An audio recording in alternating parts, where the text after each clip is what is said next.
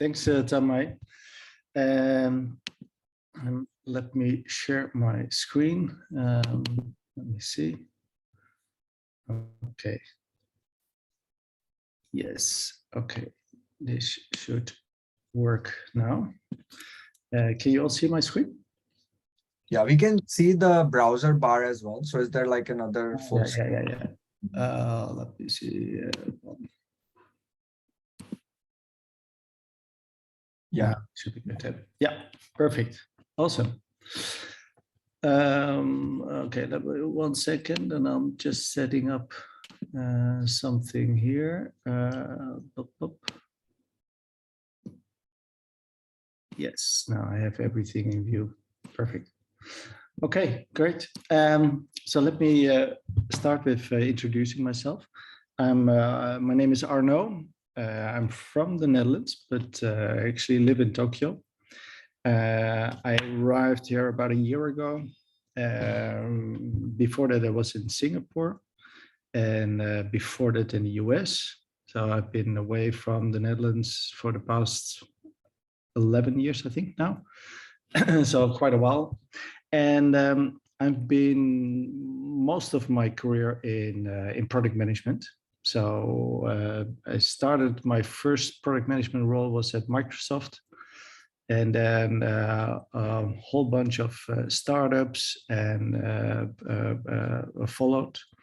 Lastly, I was at Grab, and Grab is the Southeast Asia super app, where I was heading product for the insurance business, because Grab is not only ride hailing and food delivery, but also a big powerhouse in financial services. So I built the insurance business for them. And the last couple of months I've been at GoTrade, which is a Singapore startup building a trading commission-free fractionalized trading app for Southeast Asia, mainly focused on markets like Indonesia. And actually, some news. I've just left GoTrade a week ago, so I'm still thinking about what I'm going to do next. But that's it about my professional career. And then, oh yeah, of course, I have also been teaching at General Assembly, which is a US-based, New York-based educational institute.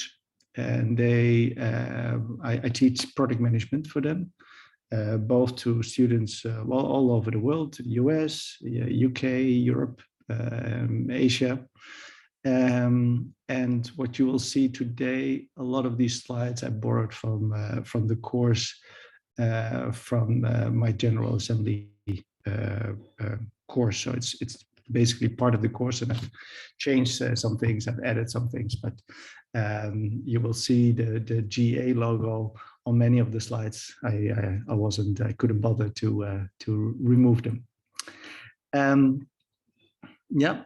That's a short intro.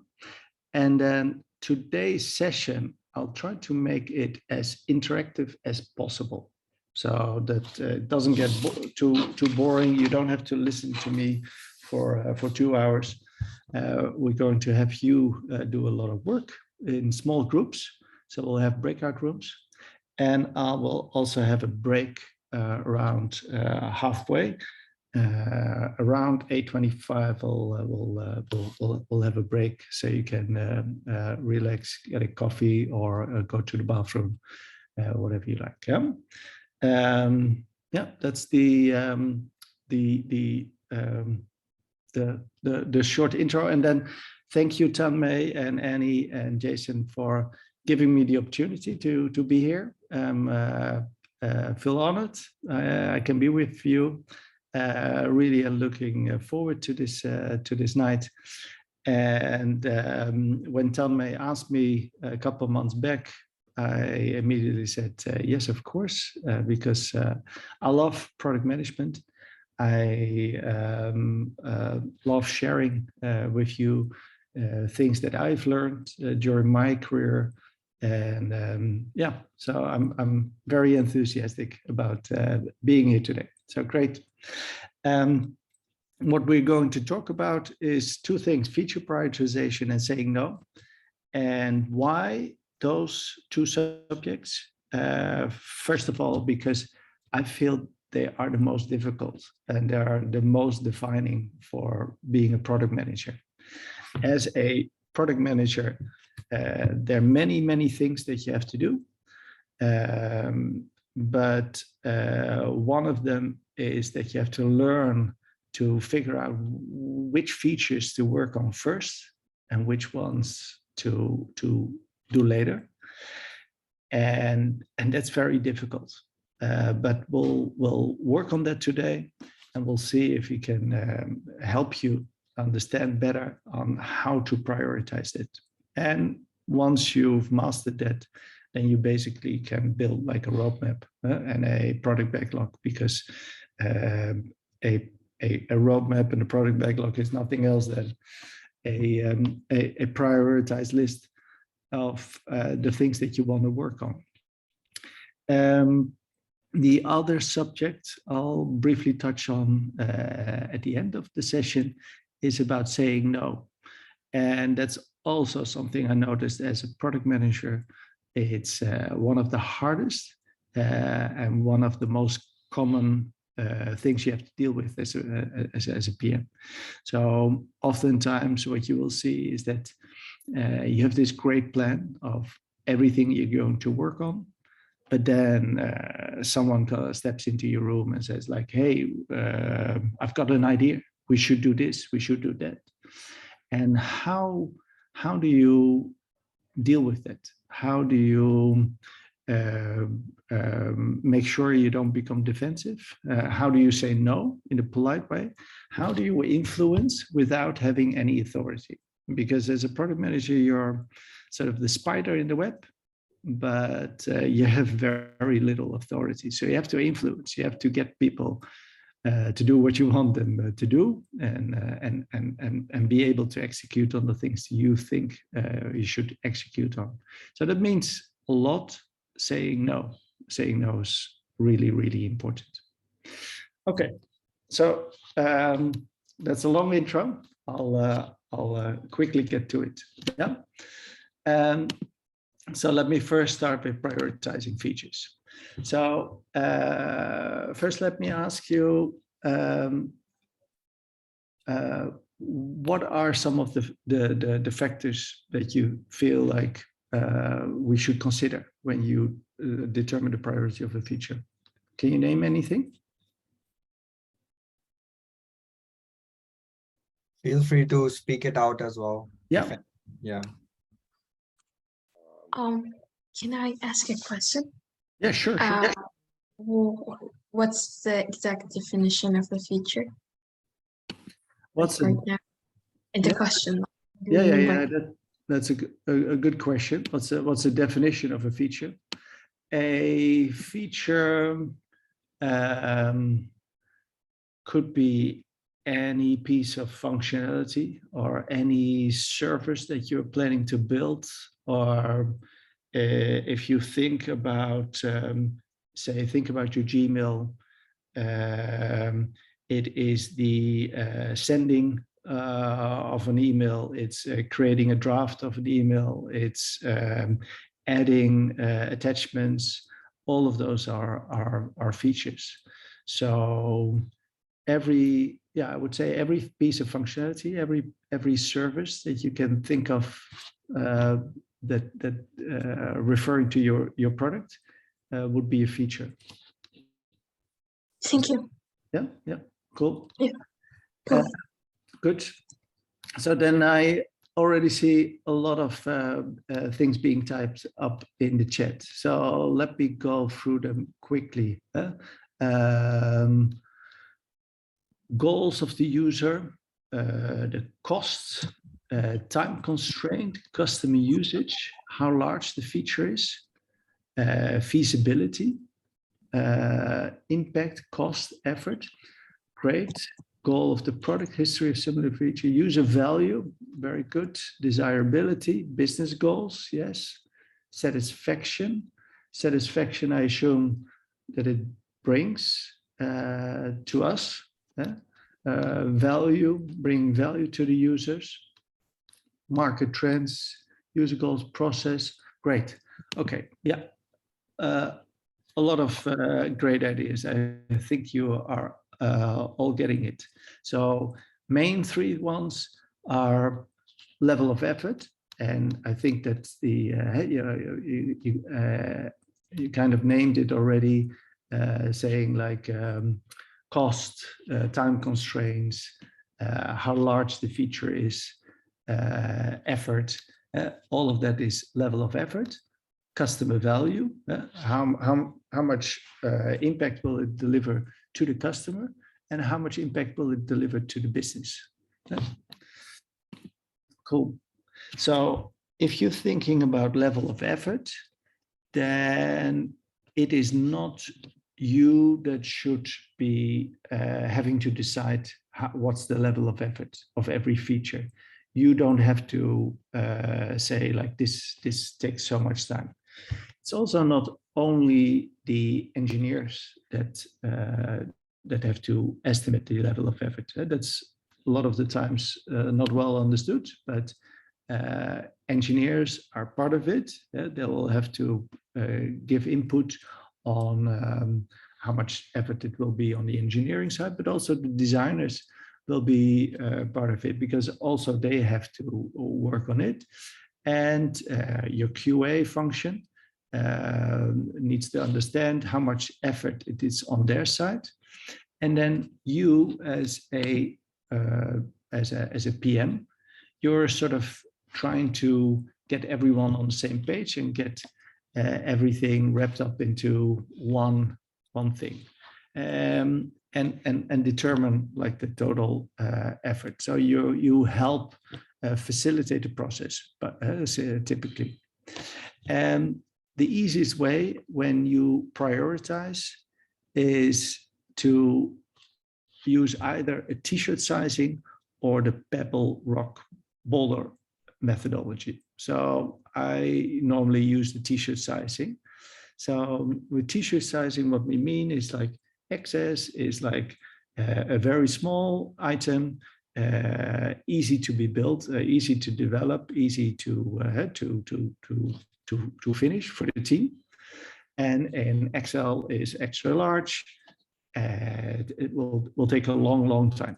Now, the definitions on what is exactly, how many hours is XS or how many hours is an M or an L, that doesn't really matter so much. It is more like in the team, you should have a common understanding of what do you feel is an M, what do you feel is an L, or what do you feel is like an S. And once you have that common understanding, then the amount of weeks or the amount of hours that it takes doesn't really matter anymore. So and the idea is not to be precise. We're just trying to prioritize. So we don't have to be precise, and oftentimes we don't exactly know what we're going to build. The details of the features may not always be known.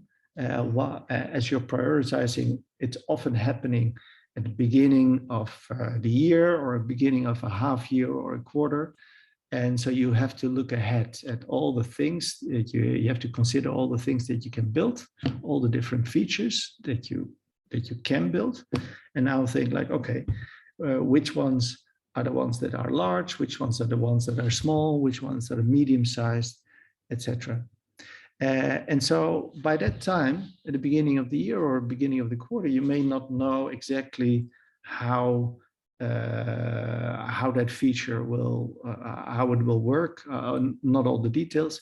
So the engineers may not be able to say like, this is a 4-hour effort or a 12-hour effort, but they can already say like, this sounds like a medium-sized thing or a large-sized effort. That's the idea. Any questions on that?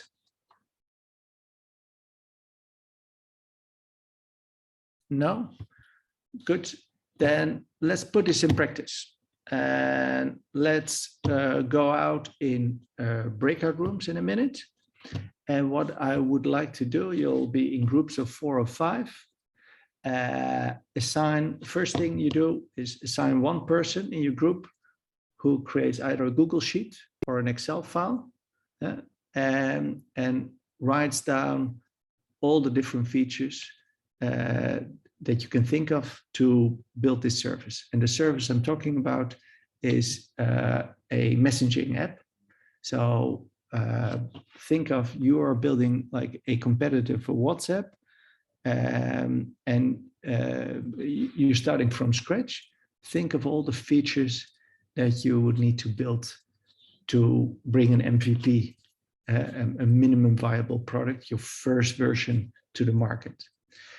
Try to limit the list to about 15 items, not like 100 items, but it's just for the purpose of helping you understand the mechanics. So we don't have to have all the features. Just write down about 10 to 15 items, and then we'll come back. You'll have 10 minutes for that, and then we'll come back and we'll go to the next step. All right. So can I start the breakout rooms now? Is Yep. there any questions? Any questions? If not, okay. So please feel free to go to the room you have been assigned.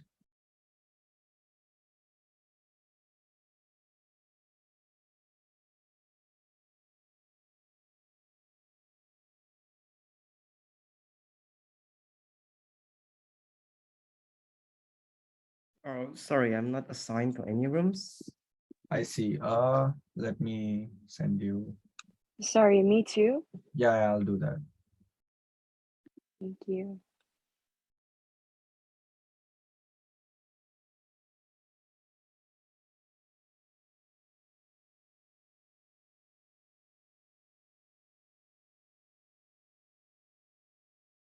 Annie, do you want to join as well, or are you good? Oh, okay. Okay, cool. Yeah, I gotta leave in 40 minutes. Sure, no problem. Maybe we can stop the pause the recording. Oh yeah, okay. Also, yeah, cool. So that was part 1. We'll continue in a minute. So now, if all okay, we have a list of features that we can think of, and as I said on the chat, don't worry too much about trying to differentiate and building a better service than WhatsApp, because that's not really the point. The point is that we will have to start prioritizing these features. So now that you have your list of items, what the next step is, what we're going to do is we're going to estimate the level of effort for each of these features. So we'll go back into the breakout rooms, and we'll spend another 10 minutes now, and put in a new column next to your features, what's the level of effort, and write it down as an XS or an XL or an M or an L. But go through all of them and see how much work would it be, and so discuss how much work. I mean, I think in your group there should be enough knowledge to sort of have a common understanding if this is a big feature or a small feature. So try that, and I'll see you back in 10 minutes. Yeah, perfect. We'll open the rooms again.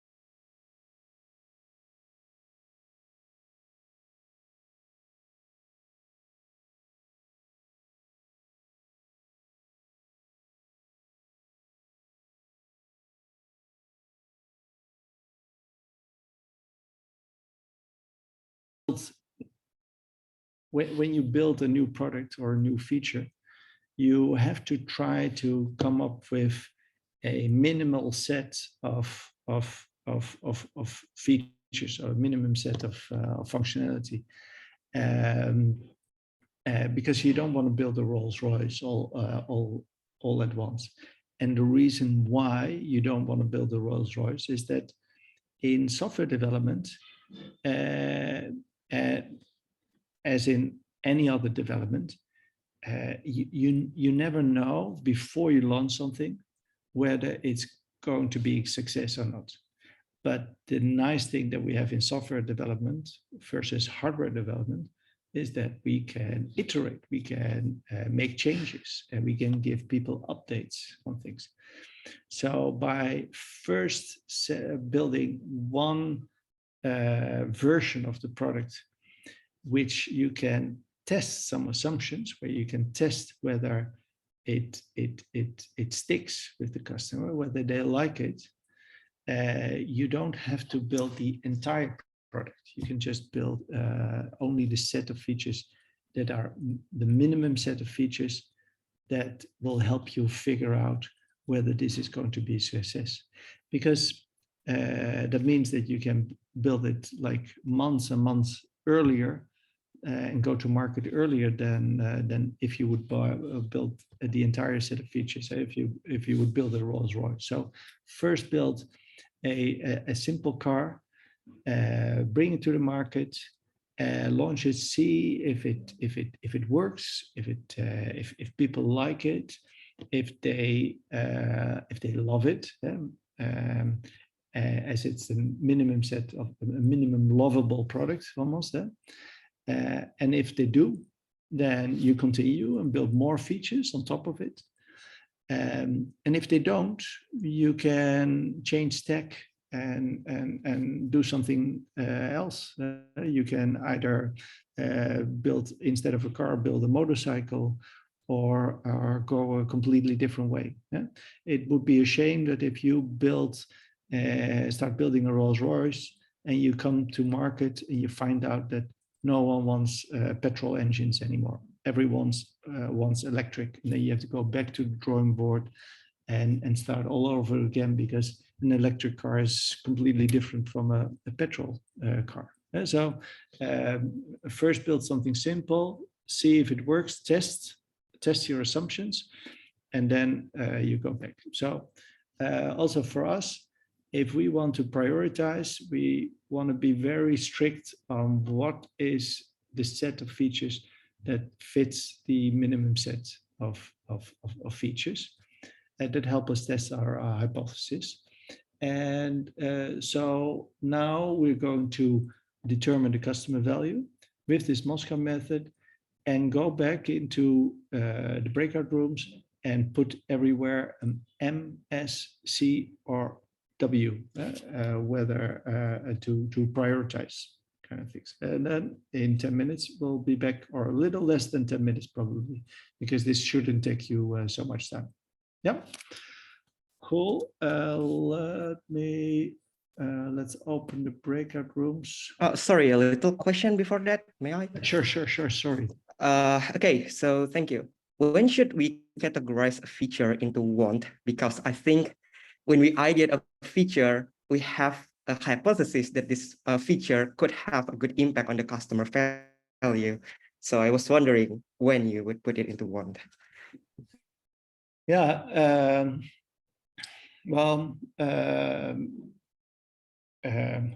actually a lot of things, even good ideas that you have, will never be built, because they will never be at the top of your priority list, and therefore they will always be on your backlog somewhere down below, and in reality they will never be built.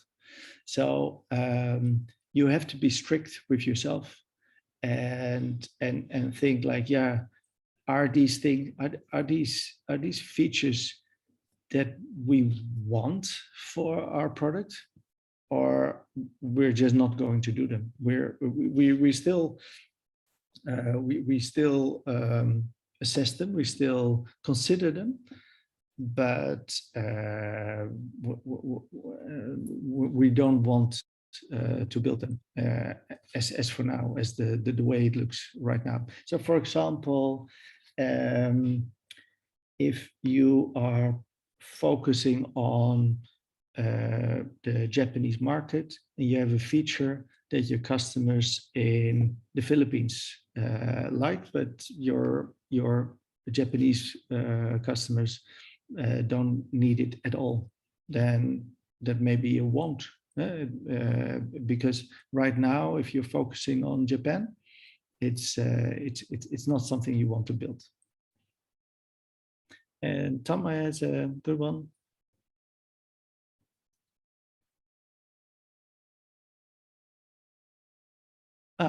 Yeah. Yeah. A weight tracking feature in Instagram. Is that something that you want to build or no? It's a nice idea, but it may not be what Instagram is about. Huh? And so it may not be in line with your vision and your mission for your company and for your product. Awesome. Thank you very much. Cool.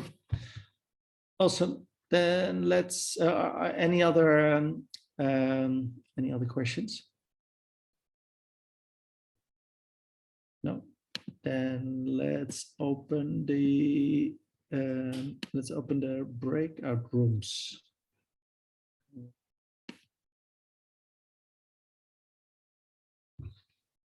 So we've done level of effort, we've done the Moscow method, we've listed all the features.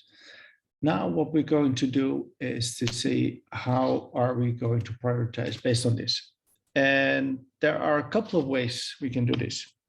One is that you put it all in a matrix and say you in a 2x2 matrix where you by effort on the one axis and the value on the other axis, and you split them. You split them like you put them either in the left top left box or in the top right box or bottom right, bottom left.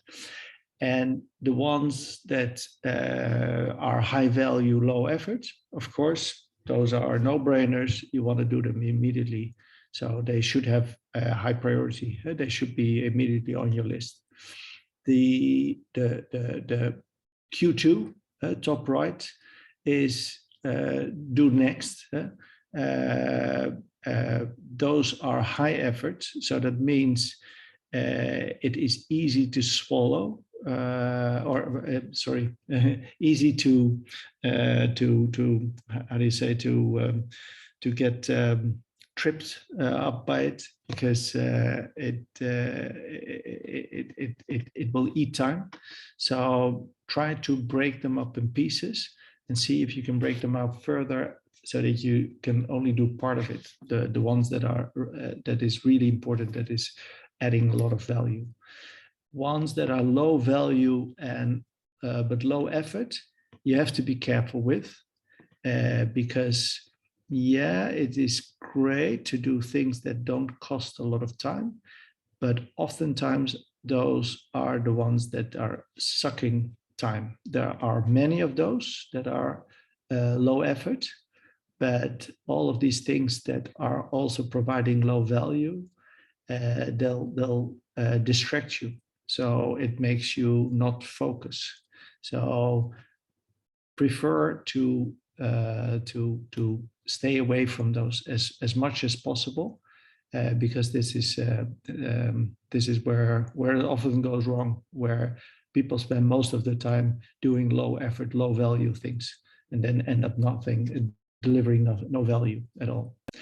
High effort, low value, of course, you can immediately dismiss, you can avoid. So those are not the difficult ones. So this is one way of doing it. Another way of doing it is by stack ranking it. So you convert your customer value to a score. 5 is high, 1 is low. Same for effort, but now 1 is high and 5 is low. So that works. And then you multiply both scores and you get a total score. And the ones with the highest total score gets ranked highest. It's a very rudimentary way, but an easy way to stack rank. And this is how you can balance effort with impact that you can drive. And if you do this for all the features, they'll give you a rough idea on how to prioritize. Then there is a third way, and that is called the RISE model. RISE stands for reach, impact, confidence, and effort. And oftentimes what I do is I combine reach and impact impact is something that you can easily measure, especially if you're talking about business value.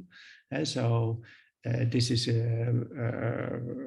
like in my case, like at Grab, we were very focused on providing business value to the business.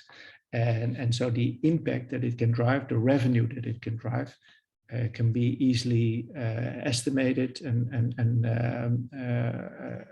you get a feel for every feature, every product, how much impact it can drive. Now the confidence level is like is actually saying how confident are you that this feature, when you roll it out, actually drives that value. Some things you're 100% sure it will drive the value. It will cause that impact. But other things you're way less sure because there are so many uncertainties. You don't know if customers like it, if they will buy it. There's no guidance. If you have, for example, launched the product in, say for example, your Uber, and you've launched your ride-hailing business in Tokyo, Osaka, and Kyoto, and now you're going to Kobe and Hiroshima. Well, you are pretty. You can be pretty confident that when you go to those cities, that you can drive the impact that you're forecasting. So there are not that many unknowns. It's just a matter of doing it, for example. So the confidence helps you to sort of weigh the impact a little bit, and then the effort can be either again with how we did it with the t-shirt sizing, or in some cases I've done engineering man weeks. So simply figure out like how many weeks the engineers will work on it, so that then it's less granular, or it's more granular, more precise. But engineers may have a problem estimating it like 6 months before, or when the specifications are not finalized. But this is another way of how you can do it. A RISE model best works when you have a pretty good understanding of your business and the effort, as it's a little bit more precise as the other ones. But you also have a score. The score is now impact times confidence divided by effort, as now the more effort it is, the lower the score will be. But it's basically the same as the first one, stack ranking, but just in a different way of looking at it. So next up for you guys, go back into the breakout rooms and either use the stack ranking or the RISE model, or the 2x2 matrix to prioritize, to figure out which features you want to build. And then we'll come back and I will ask one or two groups to present back to us all and see how we've done. on this. Yeah. Okay. I'll see you back in 10 minutes.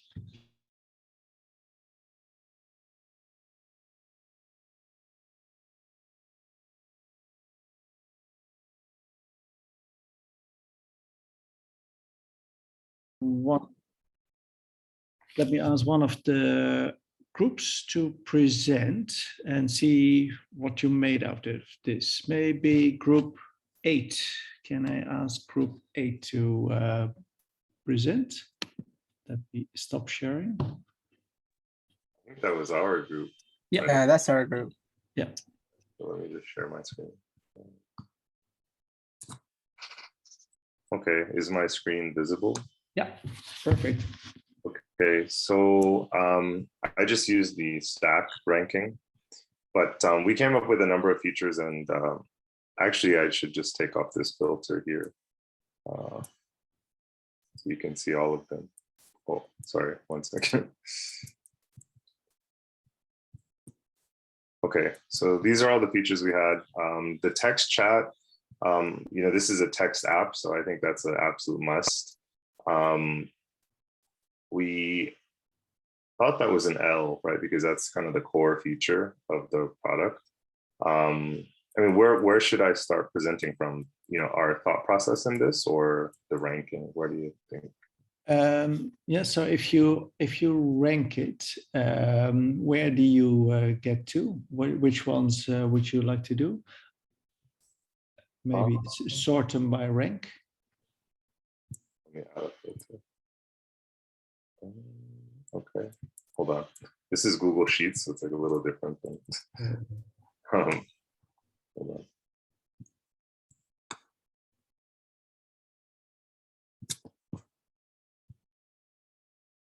Why isn't it adding this? What you can do is select rows 2 to 16 and then go to data.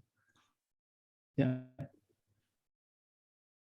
And then data, and then sort range. Yeah. And then what is it? Maybe advanced.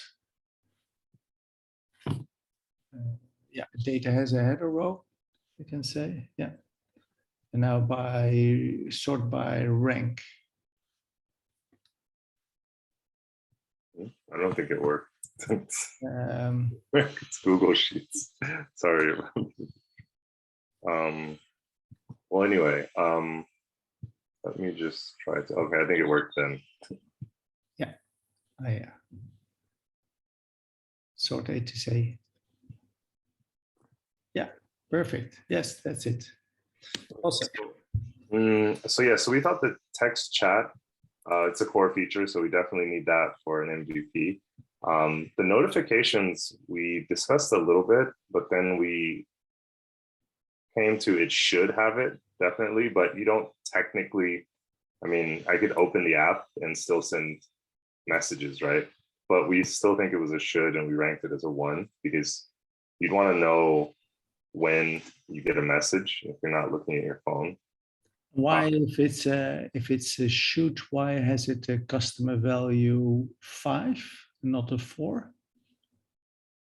That's a good question. Because I think we had one member who was saying that, you know, maybe if you know, maybe the notification is not needed because, you know, some people don't feel like they need to be getting messaged all the time. Like right when a message comes in, they need to see it at that moment. Yeah. Maybe more like, I think that mindset maybe more like a mailbox, and like and you just check your email or something like that. So that's why I think we made it a 5. I mean, but also should. Should. And then moving on, sending photographs, GIFs, and stickers. I mean, this would be fun and add to the experience. So we thought it was a 4. Yeah. Go ahead. Let me interrupt you here. So there's one thing with your level of effort. You have now 1 is low and 5 is high, which means that if you want to score them, how do you score them? or how do you calculate the score here? Or you add them? Is that? I think the slide showed add, right? The stack ranking. Was it we had to add them or? No, you want to multiply them. Oh, multiply them. And then, so the level of effort you want to do the other way around, if you're multiplying at least. So then your a 1 is high, and that will get you a low score. Yeah. So then that's say a 2. And that's also 2. Yeah, 2. That's no, that was a 3. That's good. Yeah, 3. That's a 4. 4. Yeah. 3. And 4. those are 5s. No? 5. Yeah, you're at 5. 5. Okay, and this is a 4, right? Yeah. And then if you change your score as the instead of sum. Is it 5? No. Oh, just Formulated. D times, yeah. Yeah. Yeah. That's it. Okay, perfect. Yeah. And now we can rank them again. Okay, so this would be, are the rankings opposite as well? Like, No, the rankings are so this figure right here. it's the ranking. Well, actually, the rank you just put in by hand. So you don't have to rank them. You can just actually sort this on score with the highest score on the top. That will give you your rank. So you can ignore the rank column, I think. Yes, that's it. Yeah. Okay. Yeah. Now you see. Does this need to be reversed as well? Or no? No, that's good. That's good. Yeah. Okay. And now it's interesting because now you see that your sort of highest score is for things that are should or could, but because they're so low effort, they'll come up high in your priority, in your ranking. Yeah. And so you may have to and this is how it normally goes. You don't take these numbers as like the holy grail, or it's not set in stone. So they'll give you direction, and this helps you kind of figure out the basic order of things. But I think the ones that are a must, like the text chat, that should still happen. So what I normally do is at the end of the whole exercise, I still do a sort of a manual sorting. I still massage the numbers a little bit, so that it works out for me and that it makes sense. But for the ones that are very close to each other, like for example, the let me see, like the notifications feature and media search and sorting. One is a should, but is a large effort. The other one is a could, but is a lower effort. Which one do you need to do? Which one do you think is the higher priority? So now you have to make trade-offs between the two of them to see how it works. I saw there was a question, a few questions. Yeah, this is stack ranking. Yeah. Yeah.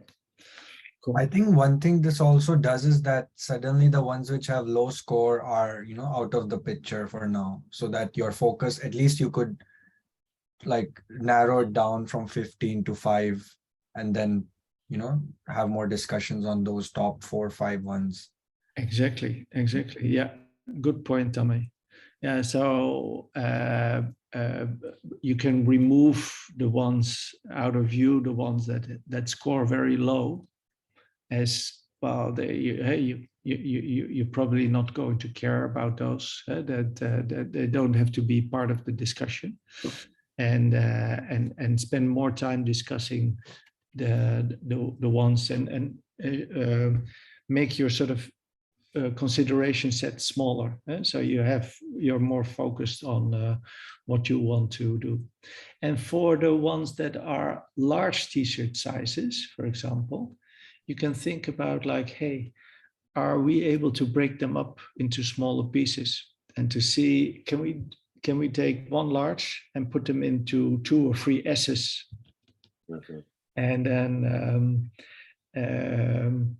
also determine the impact, the value that it can bring for all these 3 subtasks, and see if there's one of them that jumps out, or do we need all 3 of them because they're one package.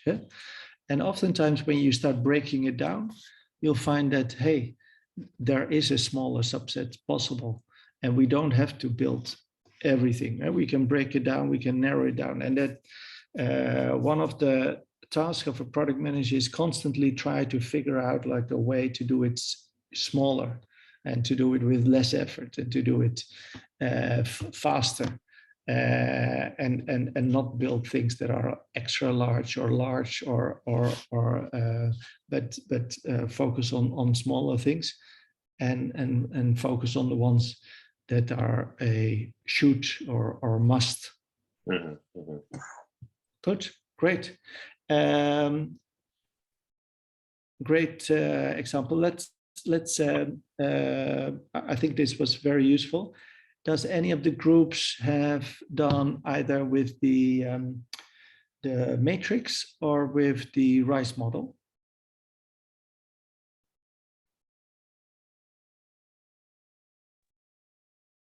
Yeah. RICE model, right? Which is which one is this? Yeah. Give me a minute. RICE model. Oh yeah. Yeah, so I'm gonna share my screen. Yeah, perfect. Thanks. Yeah, so sorry, because I was looking at Aaron's, and I realized I didn't fill in the t-shirt and all that, because it's here. It's just that we kind of had a vote. Yeah. So we just wanted to make sure we were all aligned. And yeah, so like we have the must, we have the could, won't. Yeah, but I forgot to add this one. This one didn't look nice, so I'm just gonna avoid this one. Yeah. So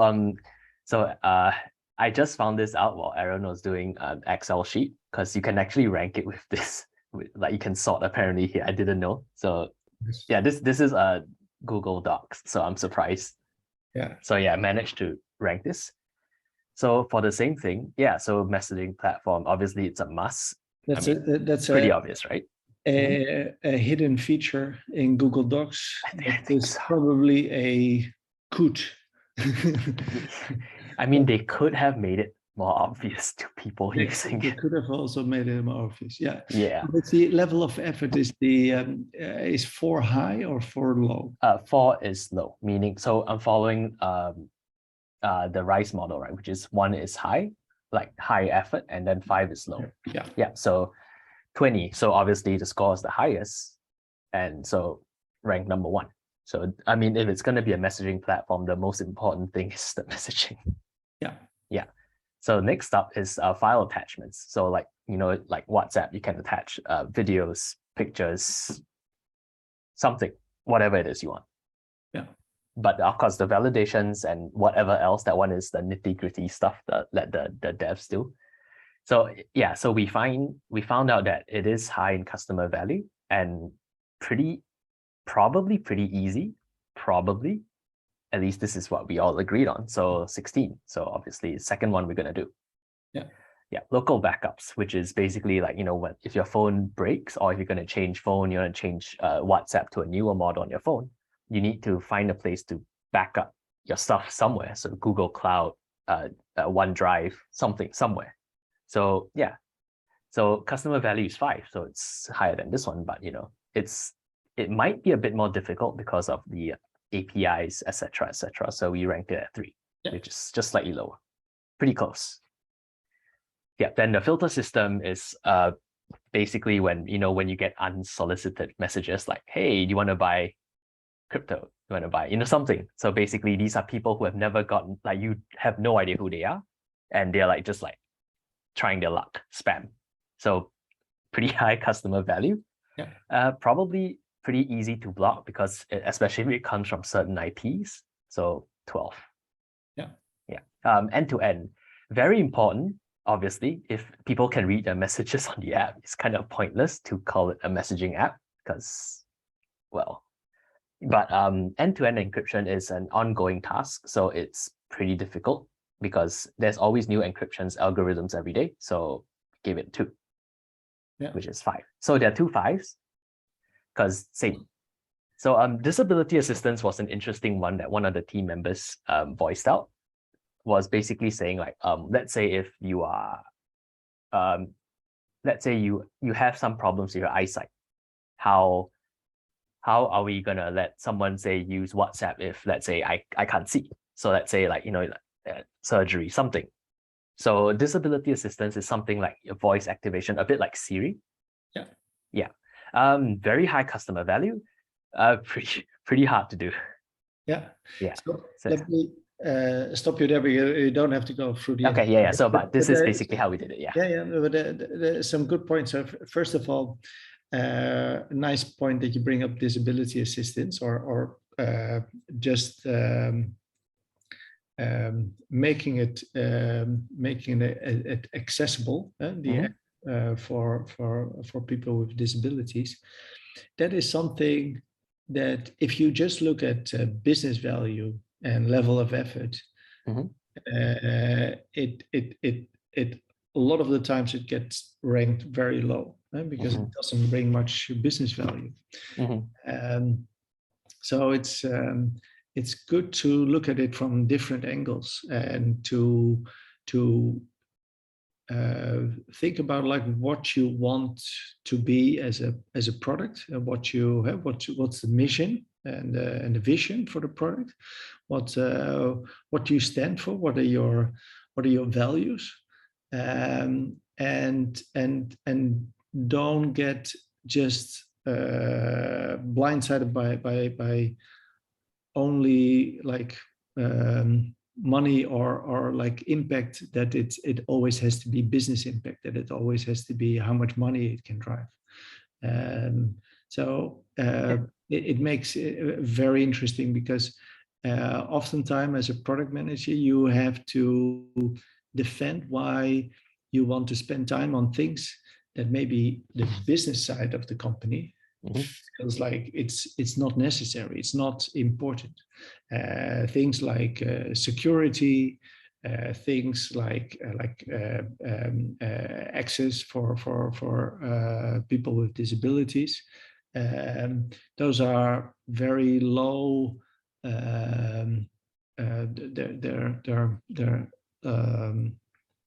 low value to people on the business side most of the time, especially, and things like security is always taken like a given, but it's never a given. You have to spend a lot of time on it. So putting time and effort on it, it's important. So thanks for highlighting this. The one thing that I was missing is the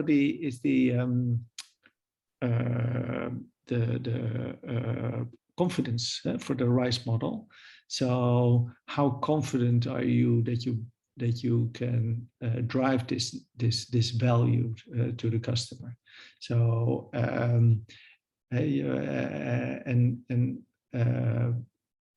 thinking about like file attachments, you as a team, you say like, okay, this is a 4 in our case, but how confident are you that customers also see this as one of the most important things, and that they will also value, especially the feature that you develop, that they'll value it at the fore or not. And same for all the other things. So confidence is a way to help you even.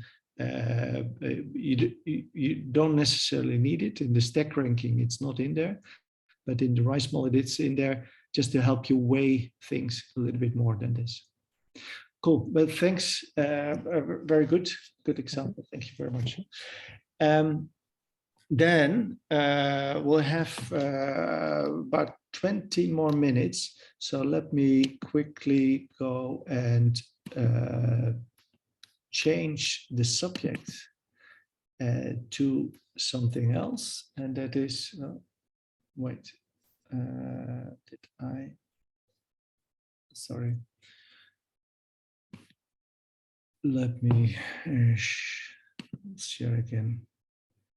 Today I'm fighting with my computer for some reason. Okay. Yeah. This is the one, I think. But where is my screen? Okay, there it is. Yeah. Okay. So second part of today is about saying no and how to push back in a nice way. So as I said earlier in the introduction, as a product manager, most of your life is about influencing without authority. You're not a boss of anyone most of the time. You work with designers, you work with engineers, you work with analysts, you work with the business side, you work with clients, you work with customers, with customer support, with sales. You have many, many stakeholders, but you're not their boss. And so you have to influence them, but without authority. And you also have to find a balance in how to say no to things, because there are so many things that we want to do, and so many people have great ideas, but it's all about prioritization. It's all about actually saying no to a lot of things and only saying yes to a few things. I noticed already a few of you like, not feeling really happy about saying like we won't do something with the Moscow method. If you put it a sticker on it that you won't do it, it feels like very final. But as a PM, you do more things not than you are doing things. You are 80% of the things that pass your desk, you have to say no to. So how do you do that? And how do you do that in a nice way? Especially if say, for example, now you have this great prioritized list of things that you're going to work on. This is your plan for the next quarter, and you're going to execute on it. And at the end of the quarter, you'll have a great product.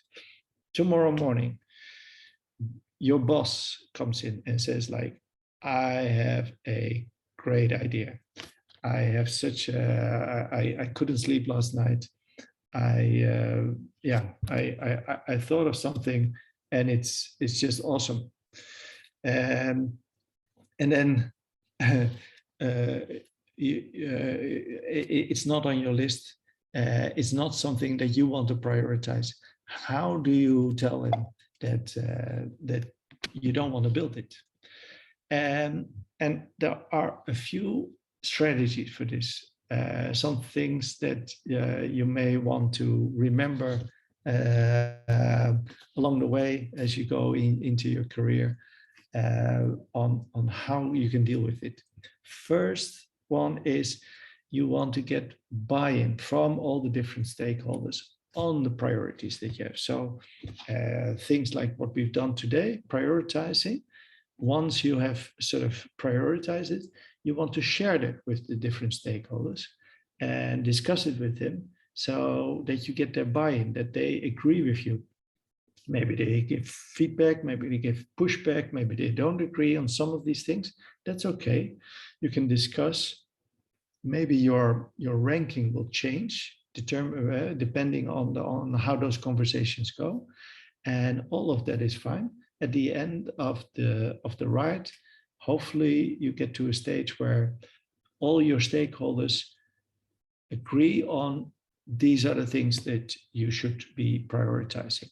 So if they then the next day come up with a new idea and it's not on the list, they'll have to find a way to get it on the list, because the list is the things that you've agreed on. So that will help you already. Second thing is that you don't want to get defensive about things. It's not your list, it's not your set of priorities, it's the company's priorities. We're all in this together. So if people come with an idea, just be open to it. Think, hey, this might be a great idea. I never thought about it. Maybe you did think about it and determine that it's a really bad idea. But then you'll have to explain why it's not a good idea. So figure out what's the effort for the new idea, what's the impact that it can create, and see how it can then fit in your new prioritized list.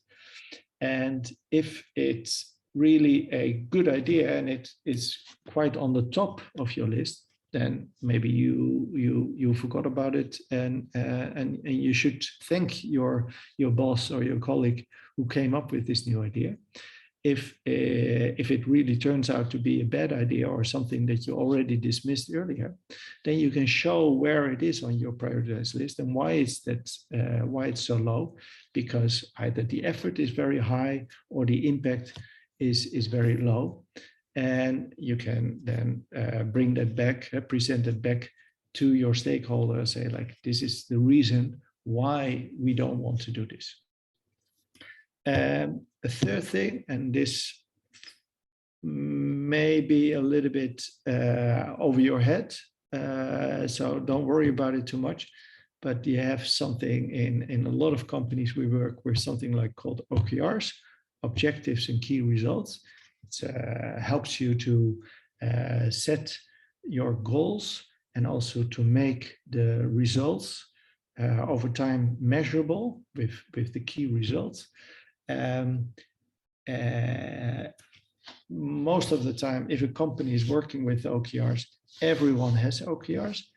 So that means that you also have OKRs, and you should see if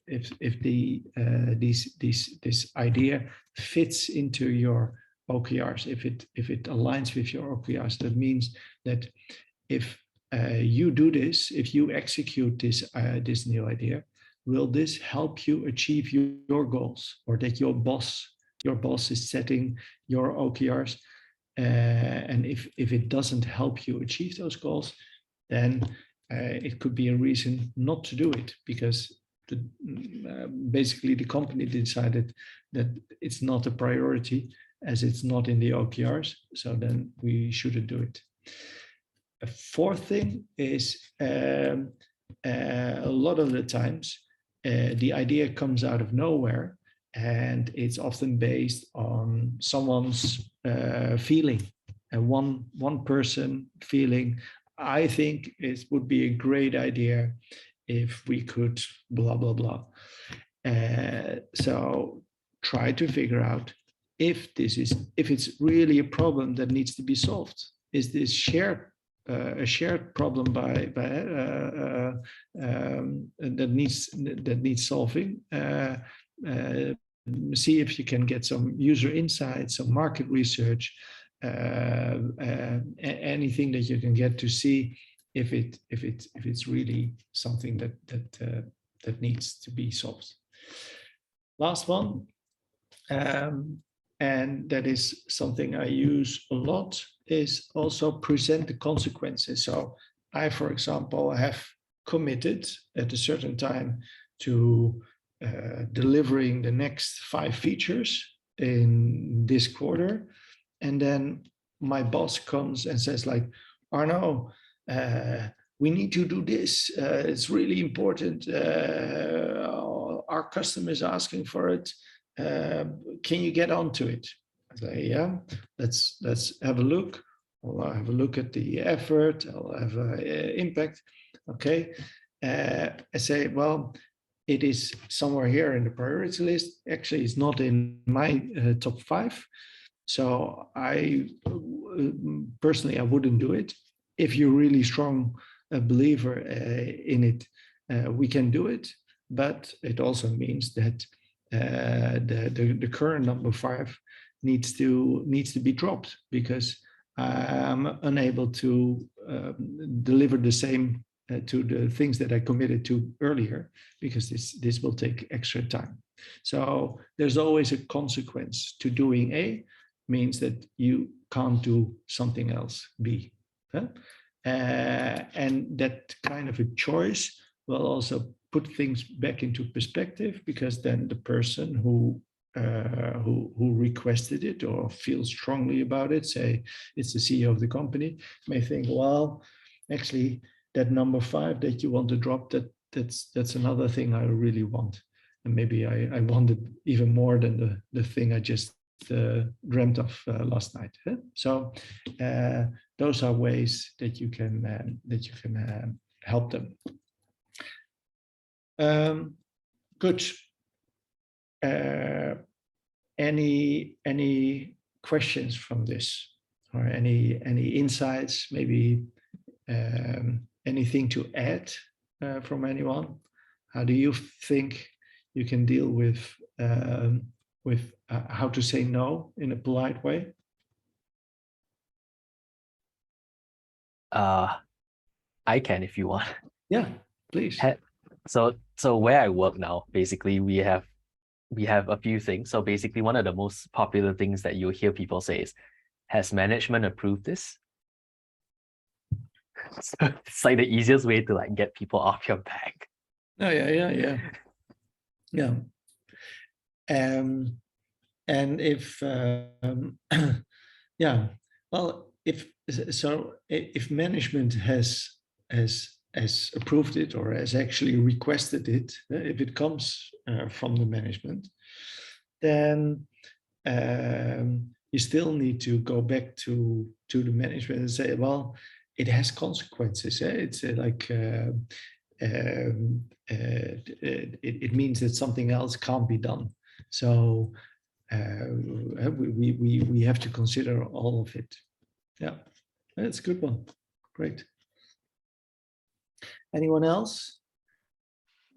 I'm not sure if this is okay, but I want to ask the reverse on that, if this is okay to ask you. Yeah. So how do I get, this is a situation I'm dealing with, the product team to accept something into their roadmap that basically they're building a generic system, yeah. but basically our company has some specific features that do not fit under the generic system. So now I'm going to the product team that's creating the generic system, and they're like, oh, that tool doesn't fit in our roadmap.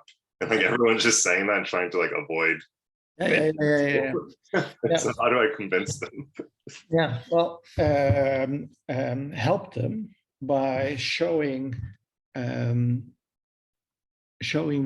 impact it can drive. The effort, that's what they can determine, and that's probably the master of it, the engineers and the product managers in the product team. But you can help to show what's the impact it can drive, and if it's justified, if you drive a lot of impact with it, then it should convince them. Bring data to the table. That's the first rule of thumb. Always bring data. So if you can bring data and help them show, then they'll have to explain why it can't be done. Why something else that doesn't add any value to our customers or to any business value needs to be prioritized above it. But And that's where there's always some friction. That say, for example, if you're in a market in a country and you need features from the product team may build for the entire region or for the entire world, and they want to build generic things that can have value for everyone. Yeah. And that it is very difficult to compete, especially if you're in a small market. Then it's very hard to get stuff because none of the features that you want drive the amount of impact that they can drive by building for the rest of the world. Ah, I see. So bring data. Okay, that makes. Thank you so much. Yeah. Cool. Good discussion. Anyone else? Hi. First of all, thank you for the session. And actually, you talked about OKRs, objectives and key results. And I have confused it with KPIs, key performance indicators. Are they the same thing with different names or just like different things? They're different things. I could spend a whole session on OKRs, to be honest. It's such a broad subject. Well, we actually have one later. Oh, in a few weeks. So okay. We can keep that a mystery, or you could also do, some of your own research. Yeah. But don't worry, we'll explain it in a lot of detail later on. Oh, the one thing I can tell you about is that OKRs can be extremely powerful, but are oftentimes in most companies they are not very well used. So, and then they'll miss any value that they're supposed to have. But if they're done right, they can be extremely powerful. And I'll share a link to a book about the guy who came up with OKR, John Doerr. On it. It's actually a great book, and you can probably find a free PDF or something to read it. It's not a difficult book, so I'll share a link to it. Yeah, thanks so much. Okay. Cool. Then, as we are almost running out of time, let me. I'll skip this one, not practicing. Just wrapping up today's session with a few things, a few takeaways.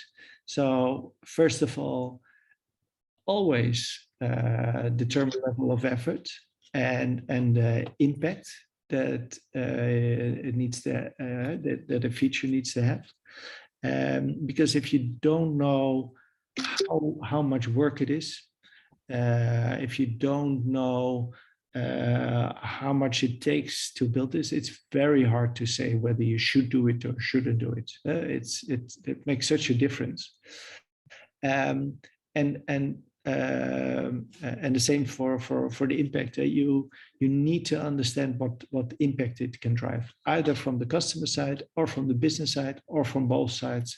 But understand how much impact it can drive, because otherwise you'll spend only time on things that are easy to do, but that doesn't mean that they are important to do.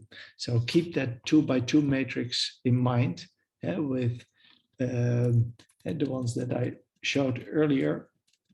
This one, stay away from Q4, of course, but also be very, very careful here in Q3 with low value, low effort.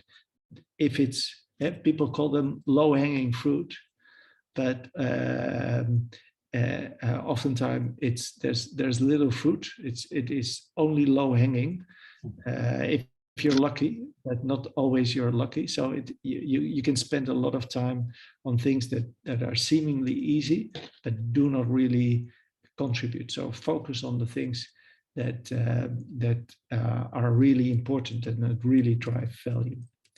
Okay, so that is one. Use the t-shirt sizing for a level of effort, Moscow method, for a customer impact, stack ranking, 2x2 metrics, or RISE. All of those are in your toolkit now. And if you want to say no, don't get defensive on things. Products in your product roadmap and stuff, it feels like your baby, but you're like a conductor as a product manager. You're a facilitator. You're trying to get everyone aligned. You're trying to get everyone on the same page. And so you have to waltz, so you have to dance with all your stakeholders and gather information, get data on things. If you bring data to the table, that helps to convince people, and that helps to make the right decisions. So that's what they mean with being data driven. If you bring data, it will make your life much easier. Yeah, that's it for me. Before I conclude, any other questions? May I ask one question? Sure. So having worked at big established companies and also in startups, what are the differences you encountered in prioritization? For example, determining which model you would use and how you went about it. Well, in a bigger companies, first of all, we have many more stakeholders. So at Grab, for example, I spent probably 80% of my time managing stakeholders, just talking to people, trying to get everyone on the same page, because there's so many. We have hundreds of PMs and we have thousands of engineers. So that's very difficult, and it's data is abundant. It's always there. There's a lot of research happening, so it is possible to get all the data. So it's more structured in that way. In a startup, you have a few stakeholders.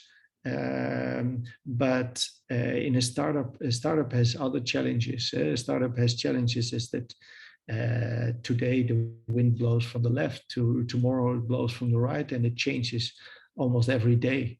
Where in a bigger company at Grab, I think every 6 months it will change, for sure. But in a startup, it's literally every day that like founders or a CEO or the entire company wants to run a certain way, and those sort of movements are also difficult to manage. Thank you. Yeah, but both are great. In a bigger company, you learn more about structure and how product management is being done in a proper way. So it's a great way to learn product management, for example. In a startup, you learn much more than product management. That's the other thing. In a startup, you also learn to do your own customer research and design your own stuff. And you have to hustle. You have to do anything. There is no roles. There is no clear responsibility. So if you want to talk to customers, you have to call customers. And that's at Microsoft that's not possible, or at Grab that's not so easy. And so both have their advantages and their disadvantages.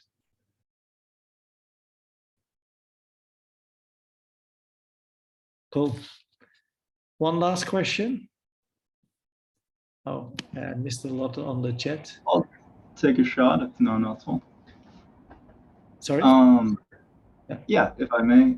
Yes. I wanted to ask, how do you deal with kind of intangible items, or rather where the value is hard to quantify, such as security or design? It's like, if we do this right, it might be a lot of value, but if we do this poorly, it could be completely worthless. How do you deal with those kind of items?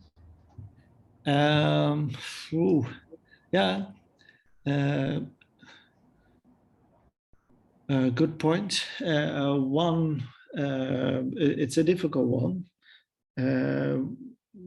One is always to break it up as small pieces as possible, as that will really pinpoint where you get the value, and the other is also to sort of agree with stakeholders on the sort of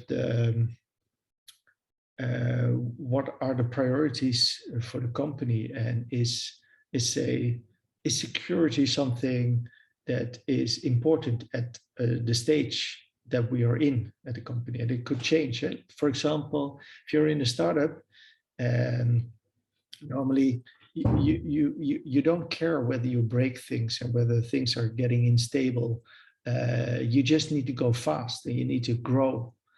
But if you are a startup in financial services and you have a trading app, then security is all of a sudden super important. Excuse me. So you can't make any trade-offs with security or with stability, but you can make a lot of trade-offs elsewhere. So for the customer experience, it's okay if it breaks sometimes, as long as the funds are always secure and always there. So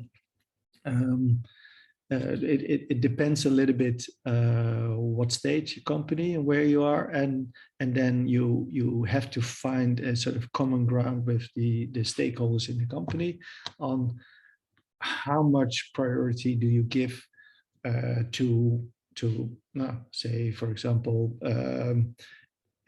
access for disabled people, or security, or downtime, or and oftentimes companies, what they'll do is they'll put those in our OKRs. And if it becomes an OKR for me, and it will be explained later, but if it becomes an OKR to me, then all of a sudden it's important to me, because now this is a goal that I have to get, and I'll prioritize to make sure that I'll meet my OKRs, that I'll meet my targets. Yeah, good, awesome, cool. 10 minutes over time. Sorry about that. But I hope you enjoyed tonight. I'll send you a couple of links. The presentation is already shared in the Slack channel. And so thank you so much for having me tonight, and good luck with the rest of the camp. Thank you so much. Thank you very much. Right, thank you. Thank you so much. Awesome. Bye-bye.